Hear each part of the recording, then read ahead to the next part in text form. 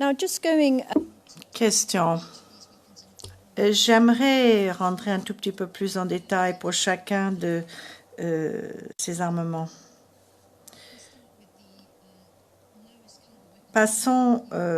Commençons plutôt par l'arme à plus petit calibre dont vous avez parlé. Je crois que c'était la KA. Bon, on va laisser de côté celui-là pour parler du 12,7 mm. Pouvez-vous nous parler de cette arme, s'il vous plaît?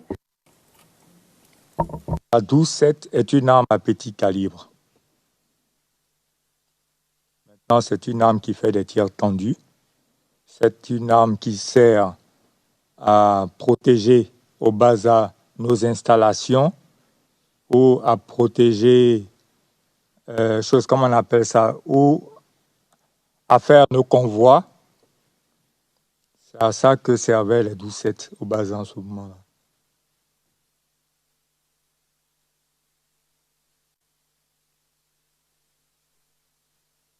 And just to be clear, is it a weapon that is mounted? Question. Est-ce que c'est monté sur un véhicule, cette arme? Prendre la dos d'homme parce que c'est lourd. Donc, il faudrait forcément que ce soit monté sur un véhicule. And the next weapon, I think you... Question. Ensuite, vous avez parlé d'une arme 20 mm. Pouvez-vous nous la décrire? 20 mm sont montés sur des véhicules de combat qu'on appelait Velera.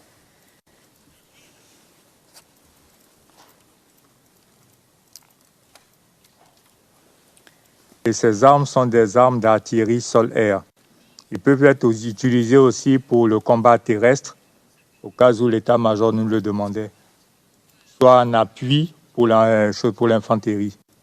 Ils servaient aussi comme arme dans l'infanterie pour les appuis. Mais au bazar, précisément, il était une arme d'artillerie sol-air, c'est-à-dire pour le combat contre les aéronefs et les hélicos.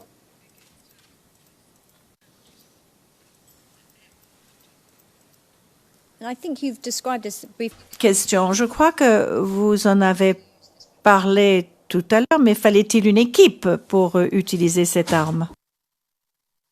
La position que je vous donnais de suite était une équipe du canon de 20, où il y avait le chef de pièce, le conducteur, le tireur et les deux pourvoyeurs, c'est-à-dire 5 personnes.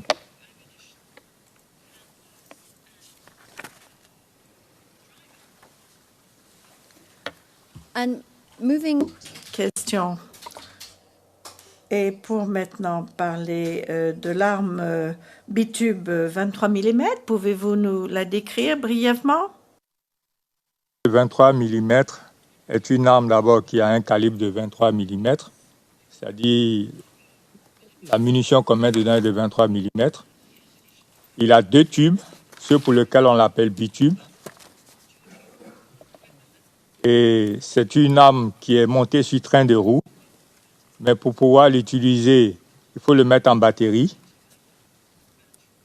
Et cette arme est une arme d'artillerie. Il peut aussi servir pour la protection de soit nos installations. Mais normalement, c'est une arme d'artillerie. Mais comme je dis, il peut servir aussi pour notre protection. Au cas où nous sommes en mission quelque part, on les met, on quadrille le secteur avec les bitubes de 23.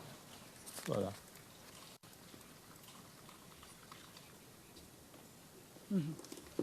And there was a crew. Question.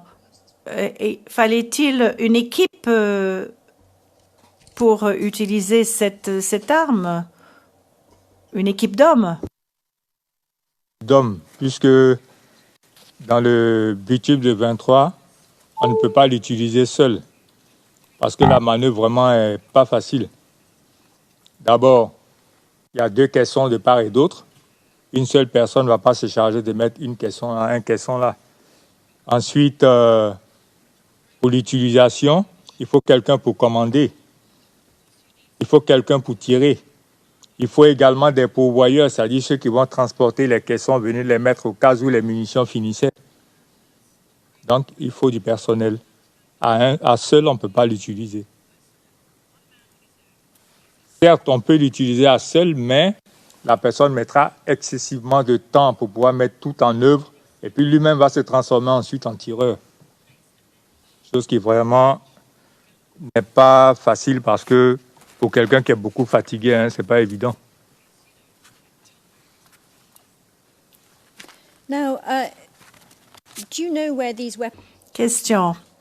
Savez-vous où ces armes, ces 12,7, ces 20 mm et ces bitubes 23 mm, d'où provenaient ces armes que vous aviez au bazar? Les 12-7, à l'ère de notre premier président, Houphouët-Boigny, on avait très peu de 12-7. On avait seulement les canons de 20, les VDA, les véhicules de défense anti-aériens, et les canons de 40. VDA et canons de 40 aujourd'hui sont au musée, mais il ne restait plus que les canons de 20. Là, c'était la dotation que nous avait donnée notre premier président qui était Houphouët. Ensuite, sont venus les bitubes de 23. En parenthèse, quand je dis ZU, je crois bien que ça vient de la Russie. Et quand je prends les orgues de Staline, je crois aussi bien que ça vient de la Russie. Et communément, au bazar, tout le monde disait que ça venait de la Russie. À preuve, de 2003 à 2009, on avait des instructeurs russes qui formaient les gens au bazar sur les orgues de Staline. Et aux environs de 2009-2010, ils avaient déjà disparu. Donc je suppose que ces armes nous venaient de la Russie. Puisque les formateurs étaient russes, on avait un professeur de l'université, Félix Houphouët-Boigny, qui venait, qui était interprète, lorsque ces formateurs russes nous donnaient les cours. Mais moi, particulièrement, je n'ai pas étudié les orgues de Staline. Parce qu'il y avait des gens qui étaient choisis pour ça. Moi, je n'étais pas choisi pour ça parce que je n'étais pas le bienvenu sur cette arme. Voilà. So we'll then look at the. Question. Alors, parlons maintenant du mortier de 120 mm. Vous nous avez dit que vous aviez été formé à l'utiliser. Pouvez-vous nous dire, vous souvenez-vous qui vous avez formé? On avait pour commandant de brigade, je ne sais pas s'il est capitaine ou quoi, mais à l'époque, il était lieutenant. Son nom était Mekwaku.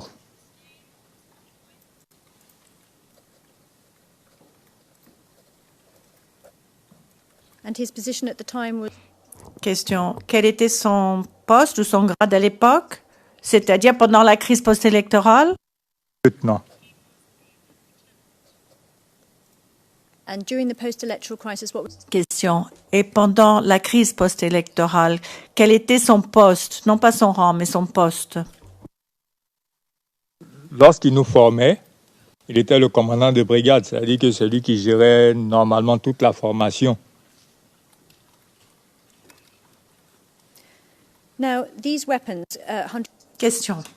Ces armes, les mortiers de 120 mm, pouvez-vous nous la décrire? Tout d'abord, où est-ce que ces armes étaient utilisées habituellement? Les mortiers de 120 sont des armes d'artillerie de campagne. Mais ils peuvent être utilisés aussi en agglomération lorsque soit il y a des immeubles ou des monticules de terre vraiment assez grands où on ne pouvait pas passer pour pouvoir atteindre l'ennemi. Et normalement, c'est ce qui permettait d'utiliser les 120. Mais habituellement, où moi j'ai utilisé les mortiers de 120, c'était au champ de tir, précisément à Grand Bassam.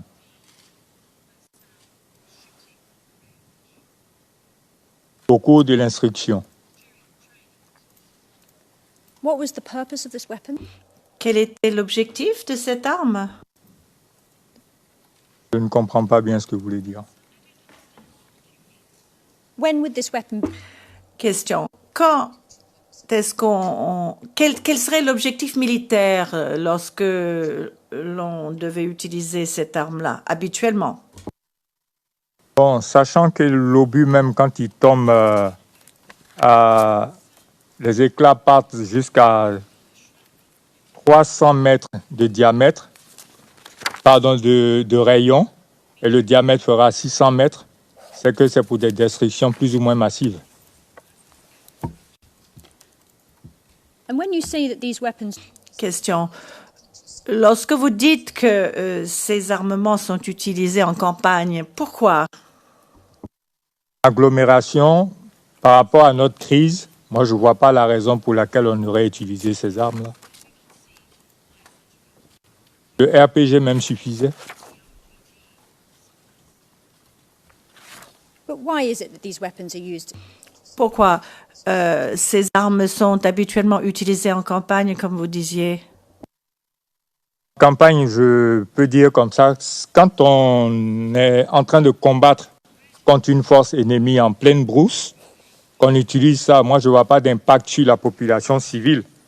Mais en pleine ville, bien sûr que si j'avais utilisé ça en pleine ville, on ne serait pas en train de me poursuivre aujourd'hui. La preuve, ceux qui l'ont fait à Abidjan, précisément à Bobo, n'ont pas réussi leur mission parce que quand l'obus a été tiré, que de tomber au carrefour mairie, et d'ailleurs même si ça tombait au carrefour mairie, il allait avoir d'autres impacts, parce que le carrefour mairie ne fait pas 600 mètres de diamètre, c'est pas évident. Donc même s'il tombait au milieu du carrefour, juste à côté du carrefour se trouvait la mairie et le marché.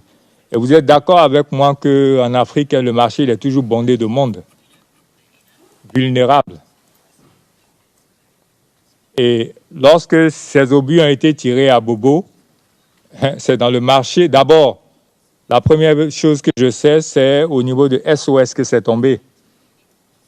Ça fait des dégâts là-bas. Le second obus, j'aurais appris comme ça pendant que j'étais en prison qu'il était tombé au marché d'Abobo. Et pour une arme, sinon un obus, qui a des éclats qui peuvent aller jusqu'à 300 mètres de rayon, il est mieux de ne pas les utiliser dans ce secteur-là.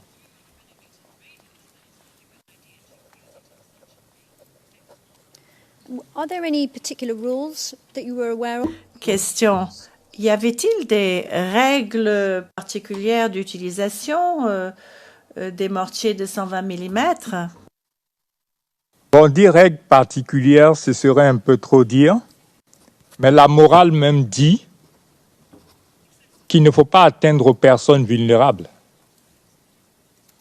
C'est comme je prends le cas, vous êtes une femme, moi je suis un homme. Si je vous porte main, est-ce que vous trouvez ça juste? Est-ce qu'il y a une règle particulière? C'est la morale qui le dit, selon moi.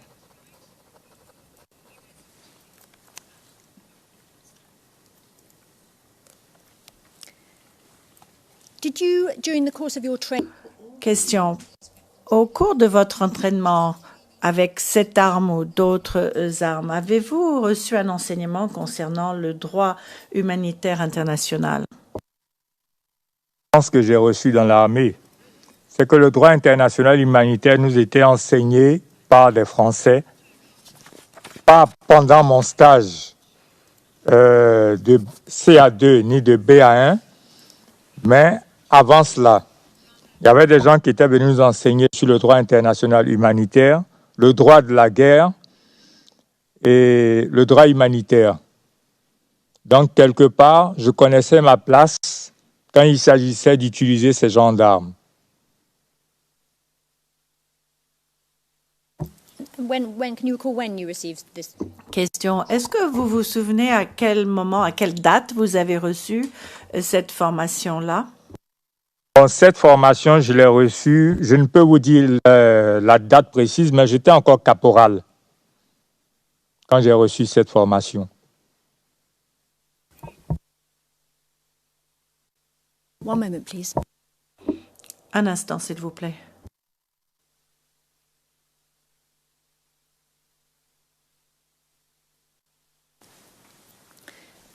Now, just then, Vous nous avez parlé de l'impact de ces mortiers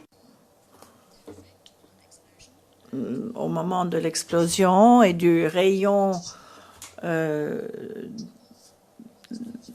rayon de l'éclatement de l'arme. Pouvez-vous nous expliquer comment ça marche exactement? Comment tirer les 120 mm, ces mortiers de 120 mm? On met le mortier en batterie, c'est-à-dire qu'on l'installe. Et quand on finit de l'installer, il y a une corde qui est là. On introduit la munition en laissant la fusée en l'air. Le côté où se trouve la cartouche, où il y a le petit rayon, on le met dans le tube. Et puis on va à quelques mètres. L'orientation est déjà faite, hein. On tire la corde et puis l'obus s'en va. Et lorsque la fusée touche, l'obus explose.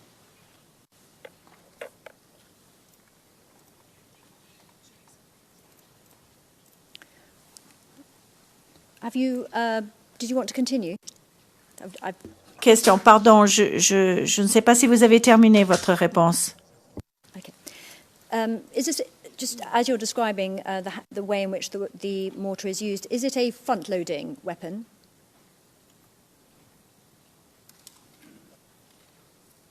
Pardon, concernant la manière dont l'obus est utilisé, est-ce qu'elle est chargée par l'avant? Il y a une fusée qu'on met à l'avant, qu'on visse à l'avant, et puis on met une cartouche en bas.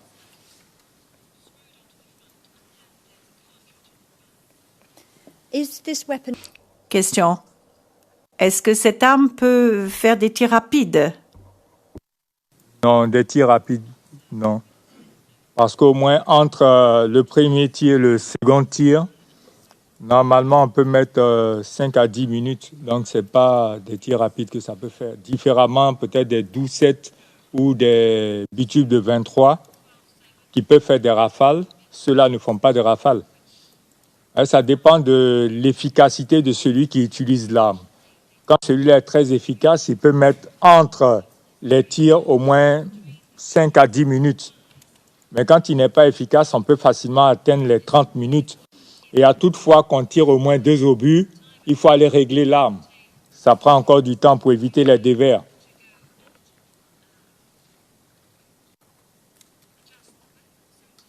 C'est fini. Is it capable of direct... Est-ce qu'on peut faire des tirs directs? Le mortier fait des tirs courbes. Donc, ce n'est pas des tirs directs. Parce que quand l'obus va, il va comme ça en hauteur et puis il descend sur la position. C'est-à-dire sur le point indiqué. Maintenant, avant même de tirer, il faut mettre des charges dessus. Il y a des trucs sous forme de... je ne sais pas comment expliquer ça, qu'on met au niveau de la queue. C'est-à-dire, par exemple, quand on veut faire un tir à 1 km, on met charge 1, à 2 km, charge 2, 3 km, charge 3. Mais la portée maximum est d'au moins 6 km. Mais selon le nombre de kilomètres qu'on veut, on met les charges.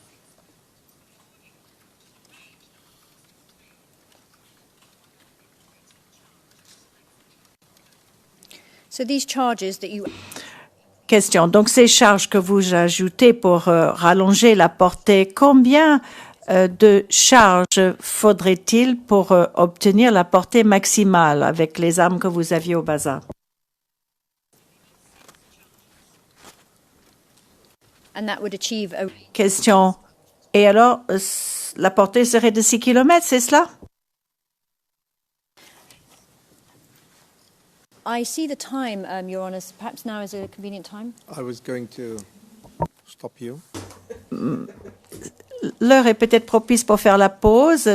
Le président, oui, en effet, j'allais vous arrêter. C'est l'heure de la pause. Nous allons faire une pause de 30 minutes et nous reviendrons ensuite pour poursuivre les questions de Madame Pack du bureau du procureur. L'audience est levée.